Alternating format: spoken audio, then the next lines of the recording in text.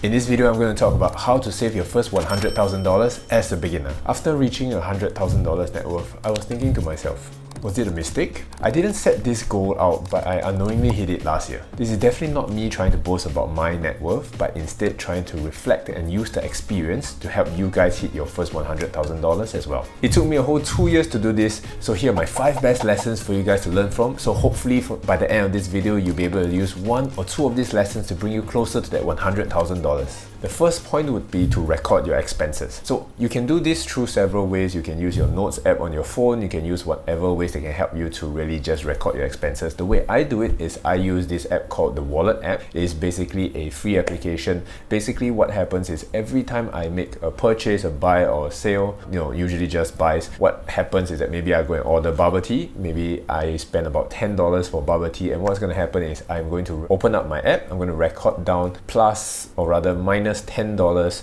and I'm going to record down food and drinks, and it's going to be under a bubble tea label, and that is going to help me at the end of the month figure out how much I'm spending on what, and that is going to be one of the most important things for you guys to do, because there's no point in trying to save on the small things. Some easier ways to do it also, if some of you are using the POSB apps, the apps itself, if you go into the app, you'll be able to find an option where they are able to help you to track the money that's coming in and the money that's coming out, so you'll be able to see how much you're spending. A rough ballpark figure. I think this is what all the apps are trying to do, which is to give you a rough ballpark figure of how much you spend and what you spend on. These are the most important things afterwards, because you're going to be able to use this information in order to build a budget around it. I think this is super important because one of the things that you need to know is where you are spending your money. So for me, I think where I'm spending on a lot of times is food. I'm spending a lot more on transport nowadays as well, and of course YouTube as well. All my side hustles, they usually cost a lot of money, but food and transport are my main expenses. So I think there's a lot of people on the internet, a lot of finance YouTubers, gurus and everything, who is telling you to cut down your $5 coffee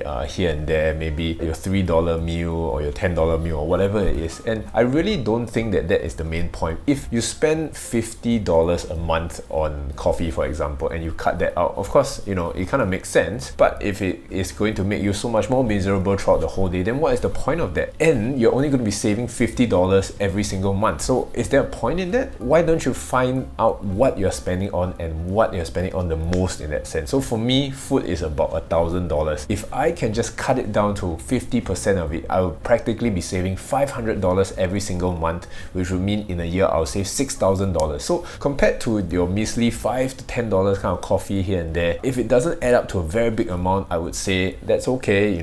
Leave those kind of luxury or leave those expenses alone. Go and target what truly matters and find out what is this that you are always spending the most amount of money, and then target that and cut it down in that sense. Even a 20, 30, 50% kind of cut down in that area is going to yield a much bigger result rather than you focusing on that small dollars and cents that you're really cutting out here and there. Don't get me wrong, they are still important, but you want to really focus on the things that's the most important and the things that you spend the most in that sense. I think that's also a good way to identify where you really have your impulse spending, and that's also where you can adopt this 30-day rule, which is the most important. The way I do it is that when I want to buy things, I usually add them to my cart. Let's say if I'm doing online shopping, for example, add them to my Lazada cart or my Shopee cart, and I keep it there first. And then you have this 30-day rule where I was reading up online on how you can kind of use it. I haven't done this yet. I wouldn't call it a 30-day rule for myself, but I do it for a couple of days. I leave it in my cart and really see whether I really need it. So I think not buying it instantly is a very good way to control your impulse spending, and you have that extra time to really think about whether you can afford it, think about whether you need it, whether you can live without it. And basically this time that you spend is really just to evaluate if you really need the item or you really want the item. If after a certain amount of days, it doesn't have to be 30 days, it could be less than 30 days, and you realize that, oh, okay, I don't need the item anymore, then you can just kind of take them out of your cart, just don't buy it, and then you're saving yourself a lot of money in that sense. The second thing that's the most important would be budgeting. Budgeting, I think, is very important, and you should basically, when you get your salary every single month, you should be categorizing them into these 5 different buckets. Necessities will be the first one, food and transport is the second, fund money is the third, fourth is savings, and fifth is investments. So these 5 things are the main buckets where all your salary is going to go into. When I was reading online, one of the main rules that people are saying would be the 50, 30 and 20 rule, which means that 50% goes to your necessities, 30% goes to what you desire and what gives you pleasure, you can buy whatever that you want, and the last 20% goes into your savings or investments or whatever it is. To me, I feel like this is a little bit skewed, and don't get me wrong, this is just a personal thing. I don't feel that you should be following this, or rather I don't follow this exact kind of concept, because I feel that 50% to my necessities is way too much. Perhaps overseas when people are paying for their rent and all those kind of things, that's a little bit more reasonable. But for you guys who are, let's say you're staying with your parents, you're like me, a Singaporean, you get to stay with your parents, you get to leverage on that, then I think you should be putting more money into your savings and investments. So I personally don't agree with that, and I feel that you should be saving and investing the most, ideally first, and then you allocate the rest inside. So let's take, for example, this is my salary a couple years ago. So let's say when I was earning a $5,000 salary, this is how I would implement it. I would spend $1,000 to my necessities, so I'll be left with $4,000, and then $3,000 is going to go into savings and investments. So those 2 buckets are dealt with. The third bucket, the necessities, are also dealt with. I'm left with $1,000. So $1,000, I'm going to put food and transport about $800, and then fund money is going to be $200 in that sense. Then that will make up the whole $5,000.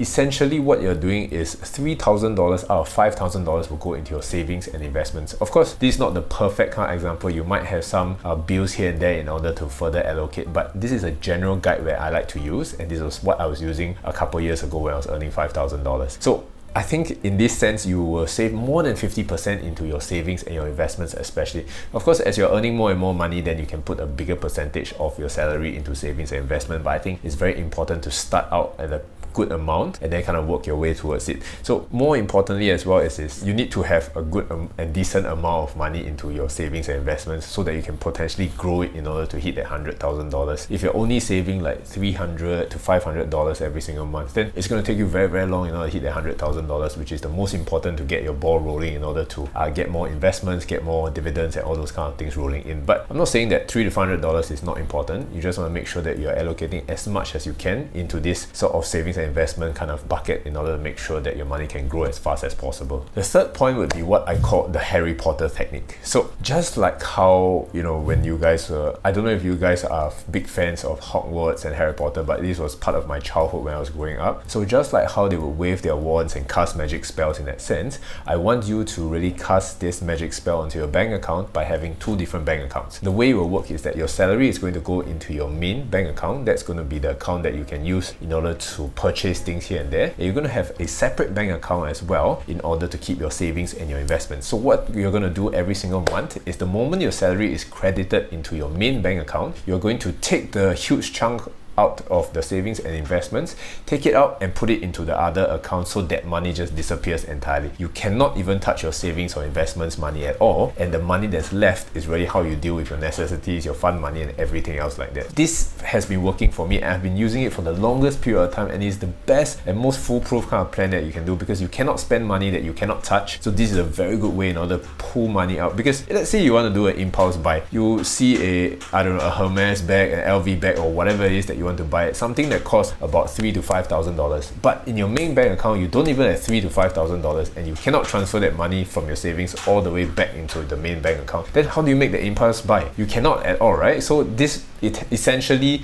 kind of stops it because you don't have money to buy those impulse kind of things, and it just kind of stops it entirely, which is pretty nice, I think. So going back to the previous example that we were using with that $5,000 salary, you're basically going to take that $3,000 out into your savings and investments into the other bank account. So the first bank account is only left with $2,000. So anything above $2,000 that you're going to use on an impulse buy, you cannot buy it at all because you just don't have enough money, which is pretty nice. The $2,000 that's left, you're going to spend on your necessities, your fund money, your food and transport and all these kind of things. So go have fun with it, make sure that the $2,000 you can spend, and whatever that's left over you can transfer back into your savings and investments, which is going to have even more money at the end of the month. This is very, very important because basically you are prioritizing savings and investments and you are paying yourself first, which is what a lot of people are talking about. This is what it means to pay yourself first rather than going out to buy all those kind of things that are luxury ones and they don't contribute to your life at all. Personally, for me, even though my salary right now is more than $5,000, I still do this every month, and I only keep $2,000 in my main bank account, and all the other money is in the other bank account. So I cannot even see how much I have. Of course, every time I go to the app, I get to see the full amount, that's for sure.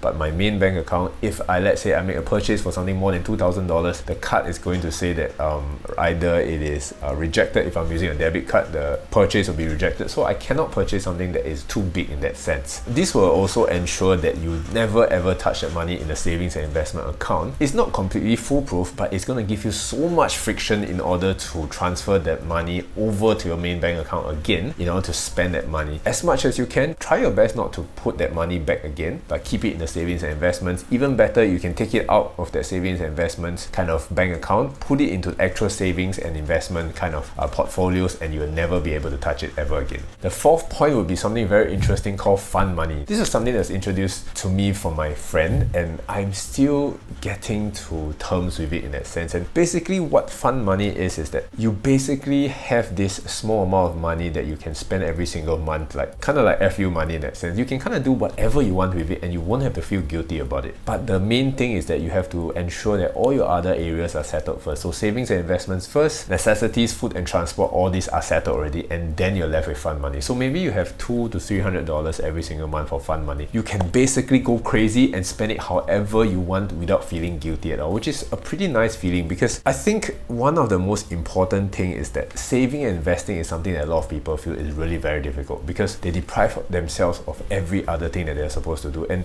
they're just like kind of stuck in this kind of space where they are forcing to squeeze every dollar out of themselves just to make sure that everything goes into savings and investing. And I don't think that is the way to go, because I tried doing this several years ago and I was only spending like $200 to $300 a month on food and transport, which is a very little money to kind of live on. I did end up saving a lot of money, like maybe $2,000, $3,000 a month back when I had like $4,000 kind of salary. I did save a lot of money in percentage in regards to my salary, but I was quite miserable in that sense. I was quite miserable, and it just felt like every single month was a grind, and it was so difficult. A way that I found it was a lot easier is this kind of fund money concept, where you're able to spend some money to keep yourself happy, do whatever you want. You know, you work hard for that money, so don't like feel guilty just because you're spending that money. If allocated properly, this is really money that you can spend. I'm not forcing you to spend, don't get me wrong. You can still save that money if you want to, but spend as much of that money however you want, and then you can really just have fun, and saving and investing will become more effortless after that. The last and final point would be setting financial goals. I think saving and investing is cool, but just like knowing how to properly drive a car, you also need to know where you are headed to as well. So the direction is very important as well. Otherwise, the journey is endless and you really have no direction in life as well. I'm kind of saying this to myself. So for me, it could be hitting a 100k kind of goal in about 2 to 3 years time for you guys,